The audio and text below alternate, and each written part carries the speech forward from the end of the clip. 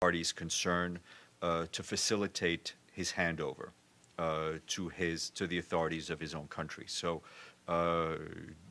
basically Saturday, overnight Saturday, well into Sunday, senior officials here worked the phones, and with the really great assistance of the UN force in the Golan Heights with UNDOF, he was successfully returned and handed over to representatives of the United States in the Golan Heights. Before being handed over, he received a medical checkup and a quick medical checkup on the UN with UN peacekeepers, and he seemed fairly healthy. As for the rest, it's really beyond our purview. Where he is now, I know he was released to U.S. authorities, so you should check with them as to his whereabouts. And again, we were not involved in the negotiations. We were really there to, and gladly facilitated his handover.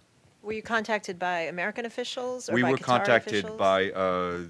by parties concerned, the Americans and as well as the Qataris. Follow up on that. Yeah. Do you mean he was not taken through Damascus? He was handed over in the Golan, in Syrian Golan, occupied Golan? He was handed over to a representative of his government. So that's what I have. As I said, it's you should check with the U.S. as to his. So the Syrian authorities were not involved in any way. I have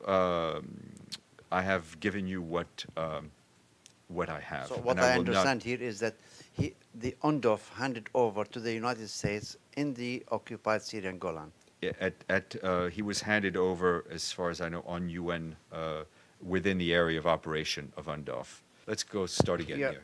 Well, with the case of the Golan, the release of the hostage, Qatar once again showed that they have ties with Al-Nusra, Jabhat Al-Nusra, which is listed as a terrorist organization. In the past, Syria accused Qatar of giving instructions, and they gave evidence of that by letter and cable, which asked Al-Nusra to capture the Filipino peacekeepers, and that case was not investigated enough. I mean, the peacekeeping department here did not really. I will say the same thing I said to Abdul Hamid. No. This is the question.